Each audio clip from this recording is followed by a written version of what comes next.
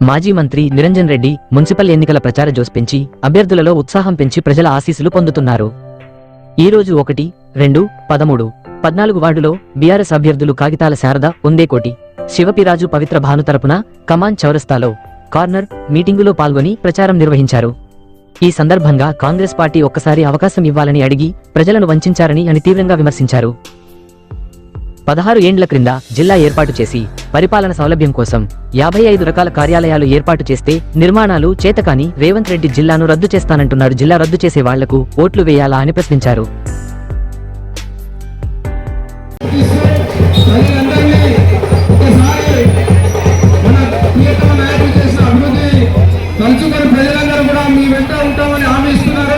అదేవిధంగా ప్రజల మనిషి, ప్రజా డాక్టర్, మాజీ ఎమ్మెల్యే పెద్దలు డాక్టర్ బాలకృష్ణ గారికి కూడా వారు ఘనంగా నివాళులు అర్పిస్తూ ఉన్నారు. అదేవిధంగా ఇక్కడికి విచ్చేసినటువంటి జిల్లా పార్టీ నాయకులకు, మాజీ మున్సిపల్ చైర్మన్లకు, మాజీ ప్రజాప్రతినిధులకు, మాజీ కౌన్సిలర్లకు, స్క్రీనింగ్ కమిటీ సభ్యులకు అందరికీ కూడా స్వాగతం, సుస్వాగతం.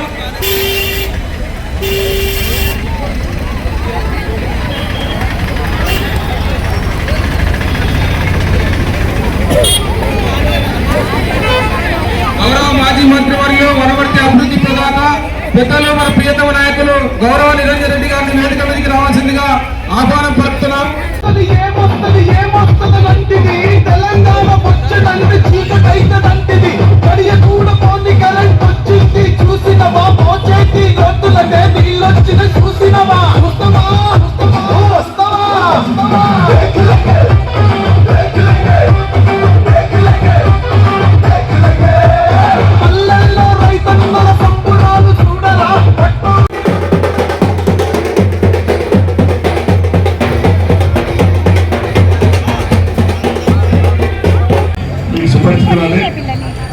గెలిపించమని మనందరూ కూడా కార్మికులుగా ఓట్లు గెలిపించమని కోరుతున్నాం.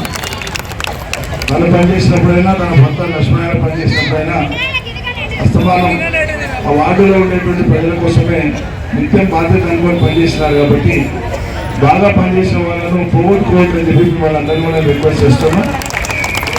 అదేవిధంగా 2వ వార్డులో ఉండేటువంటి ఉందేకోటి శివ పోయినసారి కూడా పోటీ చేసిండు. ఫలితం రాకపోయినా, ఓటమి పాలైనా కూడా చిత్తుగా పార్టీని పట్టుకొని అట్లే ఉన్నాడు. మళ్ళా ఈసారి మీ ముందుకు వస్తున్నాడు. తప్పకుండా ఈసారి గెలిపేయాలి శివను. ఎందుకంటే పేదవాడు కానీ గట్టిగా నమ్మకంగా పార్టీకి, నాకు నమ్మకంగా ఉన్నటువంటి వాడు, ప్రజల కోసం కష్టపడి పనిచేసే మనస్తత్వం ఉన్నవాడు, ఇంటికి వచ్చి ఏం పని ఉందని అడిగి చేసేటువంటి వాడు. వేరే 2 బరిలో ఉండేటువంటి అవసరాలు బలిసిన వాళ్ళు, మనుషులు బలిసిన వాళ్ళే, ఆస్తుల పరంగా పరిచిన వాళ్ళే. వాళ్ళు మీ ఇంటి ముందరికి వచ్చి అడిగేది ఉండదు, చేసేది ఉండదు. మీరు వాళ్ళని దేవుడు ఆడుకుంటూ పోవాల్సి వస్తుంది. అదే శివ అయితే మీ ఇంటి ముందరికి వచ్చి పనిచేస్తాడు. దయచేసి మీరు గెలిపించాలని చెప్పి కోరుతున్నా. అదేవిధంగా 13వ వార్డు నుంచి సోదరులు పోతలపల్లి రాజు 13వ వార్డు నుంచి ఉన్నాడు. మొదటి వరకు సింగిల్ విండో ఉపాధ్యక్షుడిగా పనిచేసినాడు. రైతు, అస్తమానం జనానికి ఏదో చేయాలనేటువంటి తపన ఉన్నవాడు కాబట్టి వారిని కూడా ఆశీర్వదించవలసిందిగా 13వ వార్డు ప్రజలకు విజ్ఞప్తి చేస్తున్నా.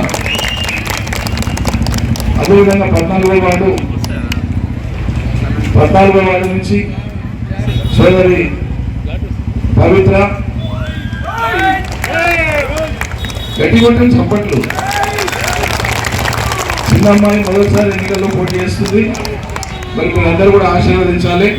స్వర్ణకార కుటుంబానికి సంబంధించినటువంటి వారు, వర్తక వ్యాపారులు కానీ, స్వర్ణకారులు కానీ ఏకపక్షంగా వేసి అమ్మాయిని గెలిపించవలసిందిగా, ఇతర ప్రజలు కూడా అందరూ వేసి గెలిపించవలసిందిగా నేను కోరుతా ఉన్నా.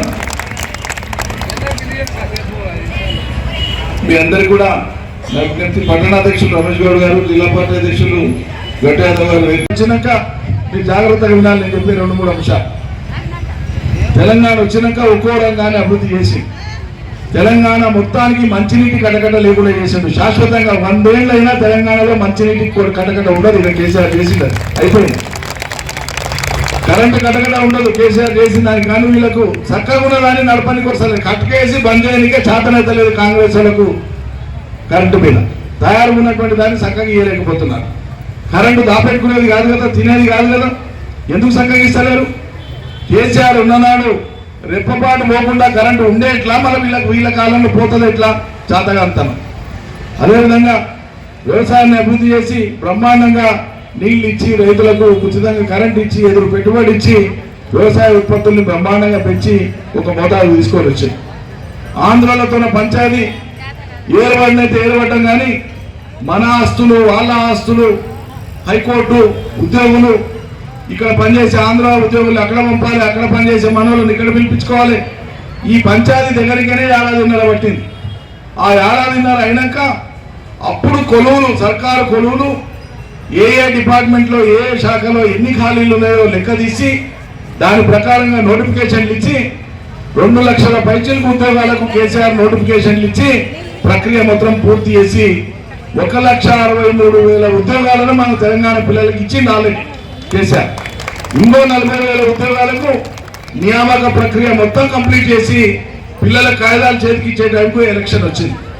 ఈ ఎలక్షన్ టైంలో ఏం చేశారు? పోయిన ఎలక్షన్ టైంలో కాంగ్రెస్ వాళ్ళు ఇంటింటికాడికి పోయి కేసీఆర్ అసలు ఉద్యోగాలే ఇయ్యనట్లు, నౌకర్లే ఇయ్యనట్లు, చదువుకున్న పిల్లలకు అందరికీ కూడా మాయమాటలు చెప్పి తల్లిదండ్రులతో పోయి మాయమాటలు చెప్పి కేసీఆర్ మళ్ళీ వస్తే మీకు జాబే రాదు, మీ పిల్లలకు నౌకరే రాదు, కేసీఆర్ ఎక్కినంటే మళ్ళీ నౌకరే రాదని చెప్పి అబద్ధాలు మాట్లాడి మేము ఎక్కితే కాంగ్రెస్ ఎక్కితే 2 లక్షల ఉద్యోగాలు ఏడాది లోపలనే పూర్తి చేస్తామని హామీ ఇచ్చింది.